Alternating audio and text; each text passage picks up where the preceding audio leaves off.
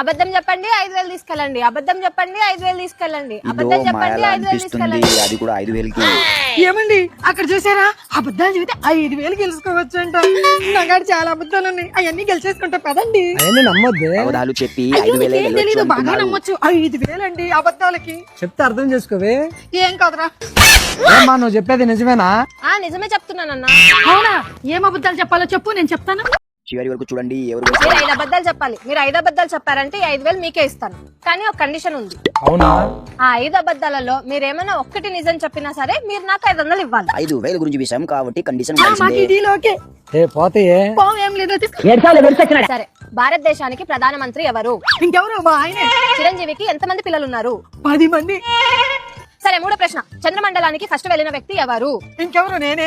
చాలా అన్నిటికీ టాలెంటెడ్ లాగా అబద్ధాలు చెప్తున్నారు. మొత్తం కనిపిస్తున్నారు. 5,000 తెలుసుకుపోయేటట్టున్నారుగా. సరేలే, 4వ ప్రశ్న అయిపోయింది. ఇప్పుడు 5వ ప్రశ్న. అదేంది నువ్వు అడిగిన 3 ప్రశ్నలే కదా, 4 గంటలు ఏంది? మీరు నిజం చెప్పారు. ఇప్పుడు 500 నాకే. అబద్ధం మాస్టర్ కానీ కౌంటింగ్ లో బాబాయ్ నేను జంప్.